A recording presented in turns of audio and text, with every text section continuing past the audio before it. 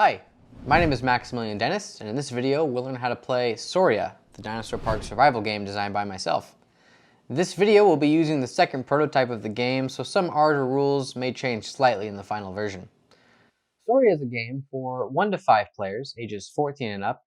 It can take anywhere from 45 minutes to 2.5 hours to finish, depending on the player count. In Sauria, you take on the role of one of 6 characters trying to escape a dinosaur theme park that's been thrust into chaos. The island's volcano has started to erupt, turning the island's power off and setting the island's dinosaur inhabitants loose. Now that you know your predicament, let's open up the box and learn how to play. To start, place the turn tracker on the 1 space on the turn track, and then place the signal token on the signal space in the red off position, unless you're playing the solo adventure, in which case you turn it to the green on position. Next, you'll need to set up for noise. For each player, place 1 red dinosaur noise cube and 4 black blank noise cubes into each of these bags. So for example, in a 3-player game, I'd place 3 red cubes and 12 black cubes into each of these noise bags. These noise bags represent the 5 areas of the board: white, blue, red, yellow, and green. And for this step, if you're playing in the solo adventure mode, you'd place noise cubes as if you were playing with 2 players. So in this case, 2 red cubes and 8 black cubes into each of these colored bags.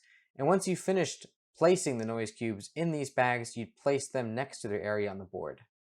Then place the 24 location hexes face down so that the numbers face up, and divide them into piles of 1, 2s, and 3s. Place the boat location off to the side or in the ocean. Then place the hexes randomly on the board on spaces with a matching number. Your board should look like this. These 3 Raptor Pack member cards are double-sided and are tied to this Tier 4 Raptor Pack card. So for now, you can put them off to the side until someone is lucky enough to reveal this card, and treat this card as you would any other regular Tier 4 dinosaur card. Next, we're going to create our dinosaur deck. Divide the dinosaur cards into 4 decks so that they are the same color and have the same tier number on the back. Then give each of these decks a quick shuffle. The dinosaur deck is going to have cards from each of these decks in it. Next, we'll draw cards face down from each deck and place them on top of each other to make a new deck, our dinosaur deck. Draw as many cards as there are players from each deck. For example, for a 3-player game, I would draw and place 3 Tier 4 cards, 3 Tier 3 cards, 3 Tier 2 cards, and 3 Tier 1 cards on top like this. If you have 4 or 5 players, you won't be able to place more than 3 Tier 4 cards since there's only 3. That's fine. Just place the 3 Tier 4 cards and then continue as you normally would with the other cards, placing 4 from each deck in the case of a 4-player game like this. Again, for the solo adventure mode, you will build the deck as if you were playing with 2 players.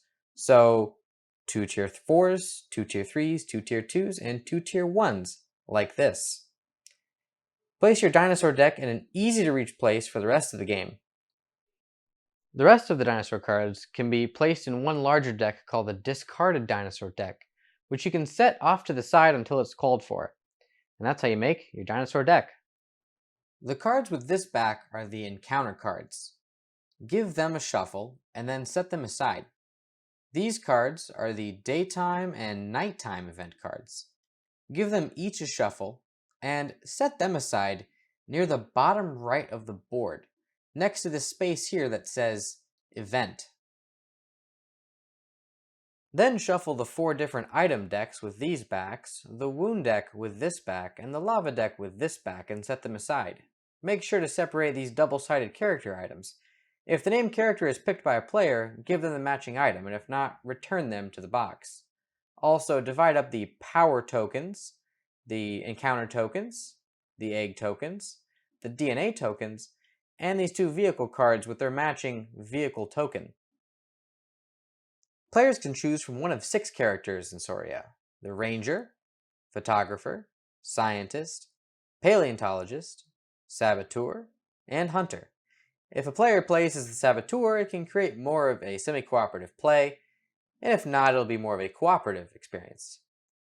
3 things set aside characters from each other: the traits, which are unique abilities that only that character possesses; their amount of uses or charges for special abilities that vary from each character; and their goal cards.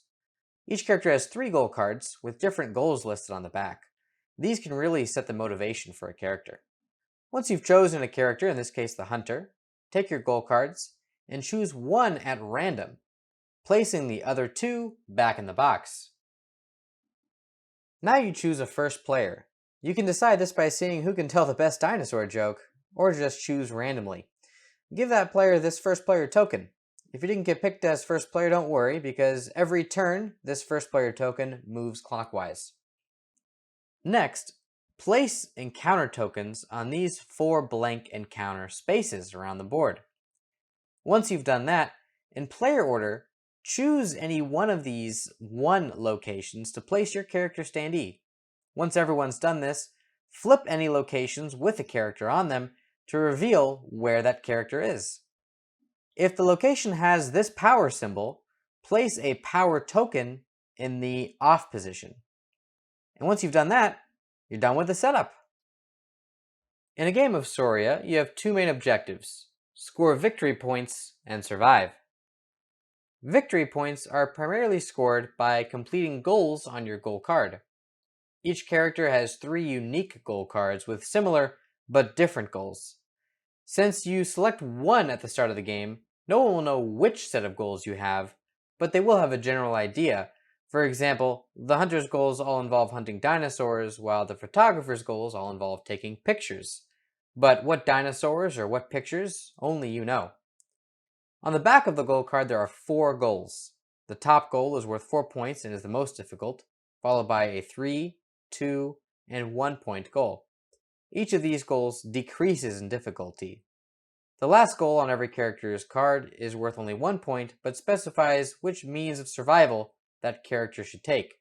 Scientist here is end the game in the bunker, while the photographer's is escape from Sauria. This brings us to the second main objective.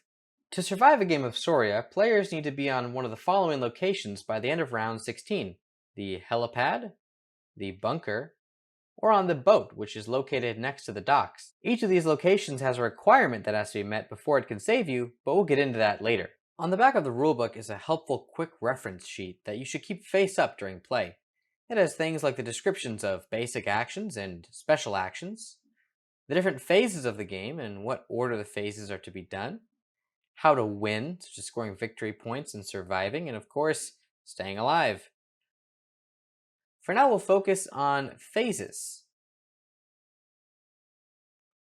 There are 5 phases in the game, starting with the event phase, then lava phase, action phase, dinosaur phase, and followed by the cleanup phase.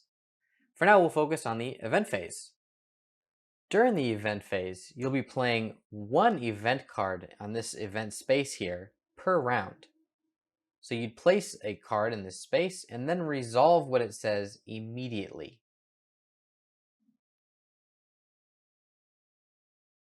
You do this once per round. On a daytime round, or a white number, you place a daytime event, and a nighttime round, or when the number is black, you'd place a nighttime event. Once you get to the orange 9, which is a daytime event, you'd place a daytime event card. And then you'd also begin the lava phase, which involves this lava deck, which we'll be discussing later in the video. The action phase is when players perform actions, such as moving. We'll cover this in greater detail in just a moment. The dinosaur phase is where the dinosaurs perform actions. Carnivores will move 1 space toward prey or attack prey, and herbivores will defend themselves. If a carnivore attacks a dinosaur that is considered prey, these 2 dinosaurs will fight to the death until one is left standing. During the cleanup phase, any dead dinosaurs or players are removed from the board, and the turn tracker is moved 1 space down on the turn track. During the action phase, players can perform actions and can spend up to 3 action points, which allow you to do various moves. So for example, under the basic column, we have move, attack, quiet move, search, rest, repair. Each of these has a cost next to them that represent how much it costs in action points. So for example, to move would be 1 action point. So you could move, or move, move, attack, and that would be 3 action points. You could do quiet move or search. Either of those would be 2 action points, and then you'd only have 1 left, so you could maybe move, and that would be the end of your turn. So those are basic actions. You can do those as often as you like, as long as you're only spending 3 action points on your turn. Let's look at the Ranger character, Matt, as an example. Under the Traits column, we can see he has 3 traits, which keeps him pretty flexible. Here we can see Locker Keys, for example, lets him search for 1 action point on Ranger locations, where you'd normally have to spend 2 action points. Over in the Special column, we can see that there are these green charge cubes. Charge cubes represent how many times you can do a certain action. So for example, we could sprint, sneak, and sprint again, but then we wouldn't be able to do these actions again until we rested. Resting allows you to put these back into their slots so you can do the action again. What you need to weigh out though is that rest costs 3 action points, which is your entire turn. So is it worth the risk of spending your turn to get these charges back? Now you'll see that the Ranger has 3 traits, which is the most of any character, but he has less charges. And characters will have more or less charges or traits, and it doesn't necessarily mean one is better than the other, just that they're all different in their own way. If there's ever any confusion as to how an action works, you can check the back of the rulebook, and you'll be able to see under the Actions column, first the basic actions with a description of how they work, followed by the special actions with their descriptions. There are 2 sizes of dinosaurs. There are large and small. You can tell the large by this big footprint and the small by these smaller footprints. Larger dinosaurs, like these 2 here, have more health and roll more attack die, where smaller dinosaurs have less health but roll less attack die. There are also 2 diets. There are carnivores and herbivores. Herbivores shown by these leaves, and carnivores shown by these hunks of meat. Carnivores are more active, moving toward prey, while herbivores are more docile, sitting in place for the most part. Carnivores will move 1 space toward prey every turn until they reach their prey. Once they reach their prey, if it's a player, they'll attack using these dice, as shown on the card, and do damage to the player once every turn. However, if they are attacking a dinosaur that is prey, they will be rolling back and forth, first the carnivore and then the herbivore, until one of them is dead, using the dice on their card. So in this case, for example, the Suchomimus would roll, and I'm just going to place dice as a result here just to show what would happen. Here they have 5 damage shown, so we place 5 damage cubes, and that is the amount of health this Stegosaurus has, which means it's dead, so we place it face down. If a player attacks an herbivore, it is now considered aggressive, and it will always attack the player every turn it shares a space, and it'll attack the player as it's trying to leave a space. This is the same if it was a carnivore, which is always aggressive. If the player is trying to leave a space, the carnivore will attack before the player moves, which could prevent him from leaving in the first place. And obviously that's bad. And now we can talk about player versus dinosaur combat. In this situation, we have a raptor fighting a ranger. The ranger, and any player, can always attack without any weapons with a green die. This is essentially punching the dinosaur in the face, which isn't a great idea because when you perform a melee attack, the dinosaur gets to retaliate every time you attack with a melee weapon using their die. You can make this better by using a melee weapon, which is shown by this fist symbol. In this case, changing out your green die for a yellow die. Still not ideal, but definitely a lot better. You can also upgrade your ability to attack by using ranged weapons. Ranged weapons are shown by this crosshair symbol, and you must bring in this many red cubes to show how much ammunition you have. In this case, since we're fighting a small dinosaur, you'd be able to roll these dice against the raptor, and the raptor does not get to retaliate with ranged weapons. Now, things can get a little different if you are fighting a large carnivore or large dinosaur. shown by this large symbol. So you could not even attack it using this wrench. But if you use this shotgun, you can see you'd only be using a yellow die, which is significantly less powerful. This makes taking out large dinosaurs a lot more difficult than smaller ones. Now let's look at dice. There are 4 types of attack die in the game. The green die is the weakest die, with only 2 hit sides. That is reserved for weaker weapons like this pistol, which is a green, or something small like a compy, which rolls a green. Then we have the yellow die, which has slightly higher odds of hitting, but can also roll this symbol, the footsteps. This is a cannot retreat symbol, and it only comes into play when a player is trying to leave a hex with an aggressive dinosaur. This will stop the player from leaving, and it will also make the player take any additional damage from any other dice that were rolled. Dinosaurs that roll this, for example, would be the Allosaurus, which rolls 2 yellow die, making it very difficult to escape. If you're not trying to escape, or if a weapon rolls yellow die, like here, this symbol just counts as a hit. Next is the red die. This die does a lot more damage and has a much higher chance of hitting. It is reserved for more dangerous weapons, like this assault rifle, or more dangerous dinosaurs. For example, like this Suchomimus rolls a red die along with a yellow and 2 greens. The last die is the black die. This is the most dangerous die in the game. Very few blank sides and very few dinosaurs roll this. An example would be the Tyrannosaurus rolls a black die along with a red and a yellow. Or the railgun, for example, most powerful gun in the game, rolls a black die and 3 red die. Black die, very dangerous. Green die, least serious.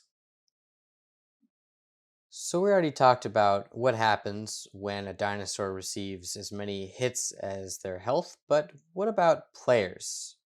So when a player takes damage, they place wound cards on these wound spots for each damage they receive. So in this case, 2 damage, 2 wound cards. As they continue to take damage, they'll eventually fill up these spots, and once you fill these spots up, you'll begin flipping the cards over, revealing negative effects that'll be placed on the character, like this punctured lung. You'll keep flipping these every time you take damage until you flip the last card. Once you flip the last card, you're unfortunately dead. In this case, quite a few punctured lungs in the process, but that is how a player is killed. So you essentially have 10 health points. Now, if you had, say, 3 damage, there are ways to get rid of these wounds so that you're not in that bad position. For example, you could play the bandage or medical kit cards, discarding them, like this medical kit, which heals 2 wounds. So you can remove 2 cards. And the bandage, which heals 1 wound. So you'd remove the wound and discard that card.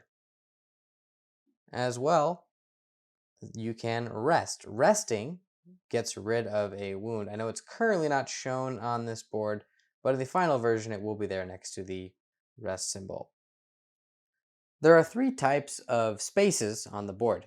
There are these road hexes that have this road symbol on them. There are jungle hexes, which have no roads. And then there are locations, which are shown by this number on the back as well as on the board. When you go to a location, flip it over and reveal where it is you are. There are 5 different types of locations, which I'll place now all very close together just so we can easily jump between them. They normally would be spaced out, but just for ease of explanation here.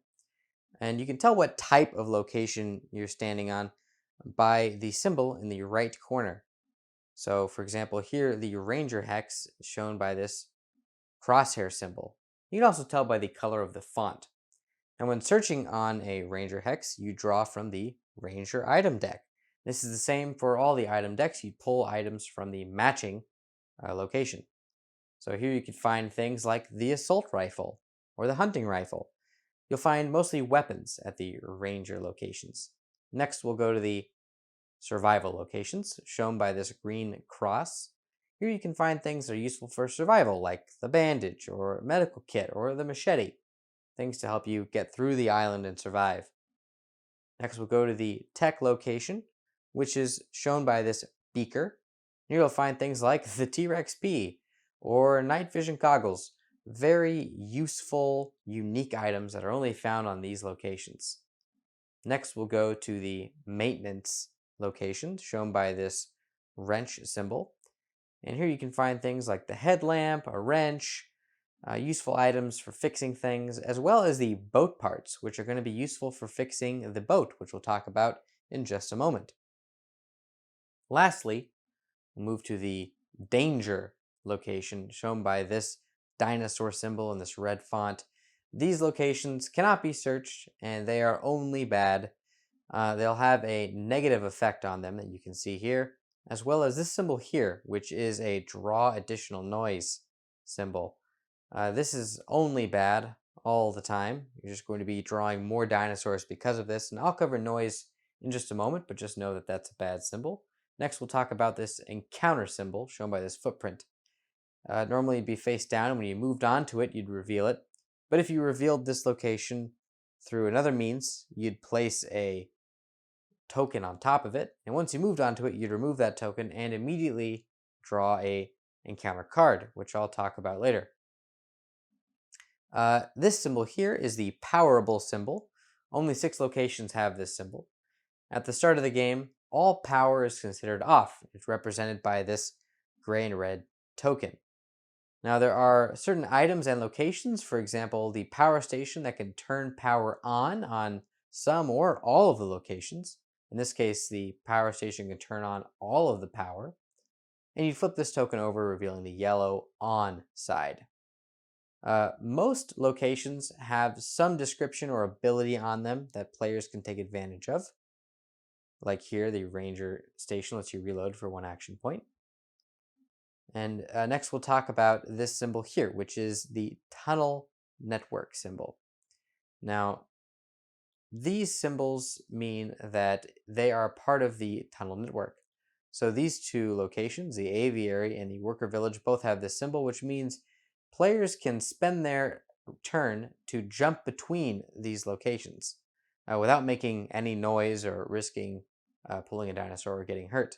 However, players cannot do this until they have revealed the tunnel access symbol right here. And once this is revealed, players can now use the tunnel network to jump around the island. And next, we'll discuss the boat, as I mentioned earlier. The boat can just be placed off to the side or in the water of the board until you reveal the docks location. Once you have the docks location revealed, you can place the boat right next to it. But the boat is damaged, so you'll have to place a sabotage marker on it, just so everyone knows that it needs to be repaired. And to repair it, you'll need the boat parts, the card we spoke about earlier. And since we're talking about fixing the boat, we should probably talk about the locations that'll help you survive the island. As I said, there are 3 locations that can help save you and help you survive Sauria. But we'll start with the helipad. So how the helipad works is until you send the signal, shown by this token here, before the turn 13, no one's coming to help you. But once you've sent the signal using something like the radio tower or using an item like the satellite phone, the helicopter will be on its way as long as you sent it before turn 13. You can flip over this token and show the green side. And all you need to do is be on this location by the end of the game, around 16. Now, you're still vulnerable here. Dinosaurs can still come for you. You're not safe, but you will be saved. The next location is the docks, which is connected to the boat, as I said earlier. So as we discussed, once you've removed that sabotage marker, you can move on to it. And once you're on the boat, you're considered off the island. Dinosaurs cannot move to you. They cannot harm you. Encounters or events will not affect you. And you're pretty much safe. The last way is with the bunker. Now, the bunker, as you can see, has this powerful symbol. So when the game starts, it will be off. and will just be a blank location essentially. But once the power is on, the doors of the bunker essentially open and can close behind you, which will keep you safe here. Now, since it's so close to the interior of the island, it'll always be on one of these one spaces. If it gets covered with lava and the power is on, you can actually place the lava underneath it. It is technically covered with lava, but it is still a safe location because those doors are shut. Even if it gets surrounded by lava like this, you wouldn't be able to walk over to it because, again, it is covered by lava. But if you were able to take a tunnel, as you see it has the tunnel access symbol, you could reach it. And if you were already there, you'd be safe as well. So this is the other way to survive. You have the helicopter, the boats, and the bunker. Those are the 3 ways you're going to survive the island. These are the only 3 ways you're going to survive. So you need to find one of these. Alright, so let's talk about noise. This is the primary way that dinosaurs are revealed. So in this case here, for example, if you were to move onto a jungle space, this is one of the ways you draw noise. You would draw noise. So in this case, you draw 1 noise for moving onto the jungle. So you draw from the bag, and here you have a blank black cube. This means that you did not draw a dinosaur. But there are less cubes in the bag now, so the odds of drawing a dinosaur are higher. Another way is if you move onto a location with this noise symbol, as we spoke about earlier. So in this case, you draw an additional noise for moving onto that space. And this isn't just when it's revealed, but whenever you move onto this space. Another way is by performing actions that cause you to draw noise. So, for example, move wouldn't normally cause you to draw noise, but if you sprinted, which causes a noise, it lets you move twice, you draw 1 noise for sprinting, and if you did this, you'd move through 2 jungles, and you draw 1 noise for sprinting and 2 noise for going through 2 jungle spaces. So since the action ended in the red area, you'd pull all 3 noise from the red noise bag. So in this case, we draw 2 blacks, and then we got a red dinosaur noise cube. So this would be pretty far away through the game, but let's just say we're into the tier 3 dinosaurs on the dinosaur deck. We'd pull a dinosaur, and here we got the Suchomimus. So we'd place the dinosaur on the location where your action ended. So here we have the Suchomimus next to us, so we're in a bit of trouble, as you can see. There is a finite number of noise cubes in each noise bag. So let's just say, for example, we had gone through all of the noise cubes in the yellow area. We were very busy. And we moved here onto this jungle. We would actually place all the noise cubes from the yellow bag back into the yellow bag, give it a good shake, make sure we got them all, and then draw again. There is another way that you can really increase the amount of noise you're pulling, and that is performing actions during the nighttime rounds. So in the daytime, if you moved onto a road, you'd pull no noise. But during the night, you draw noise for any move you make, as well as any action that causes you to draw noise. So, for example, if we moved onto this road, you draw a noise. And if we did something like sprinting, for example, from this location, we would draw 1 noise for sprinting, 1 noise for moving through the jungle, 1 noise for landing on a space that has this noise icon here, and an additional noise for performing the sprint action, which already creates noise. So because it creates noise and it's nighttime, you draw an additional noise. So a total of 4 noise, very dangerous. There's another way to draw noise, and that is through encounters. If you move onto this location here, you'd have to draw a noise for moving onto a jungle because there's no roads. But then you'd also remove this token and immediately draw an encounter card. Here we have one big pile of crap. At the top, there'll be some flavor text to set the thematic moment, as well as 3 options. In this case, we have keep moving, pull 1 noise cube, pretty tame. Then we have find the dinosaur, immediately pull a dinosaur from the dinosaur deck.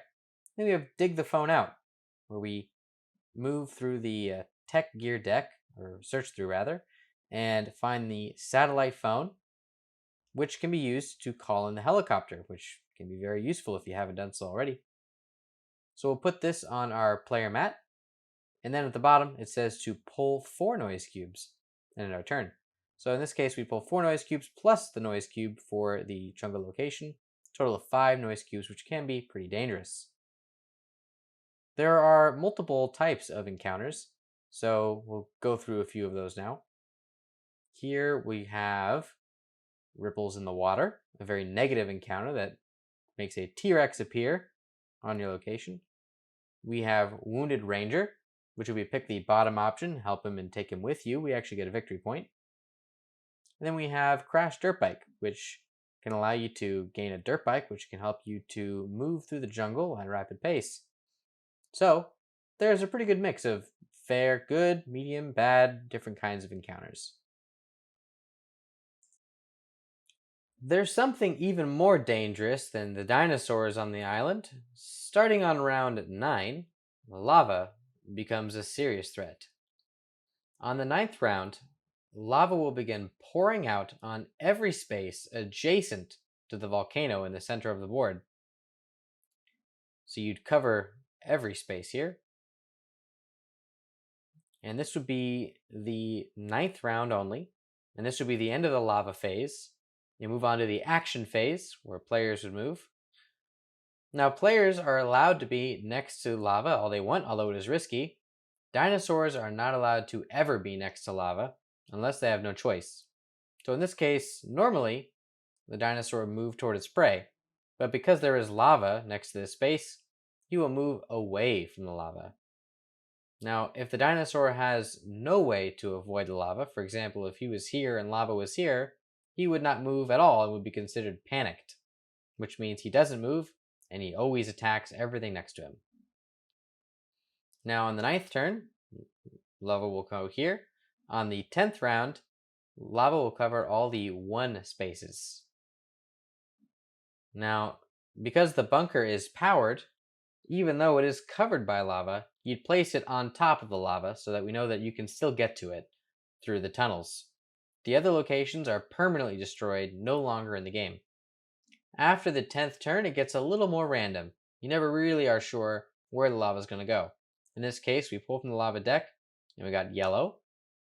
So we'd place lava on every hex adjacent to the center of the island where the lava is now. And every lava phase, we'd pull 1 card like we just did, and resolve by putting lava down on the board. So you can imagine as the game goes, it gets a little crazy. I'll show you what I mean. If we happen to pull yellow again, you'd put lava on every hex that isn't on the coast. So in this case, these inner 3 spaces would get covered. The encounter would be gone. Both of these 2 locations would be destroyed.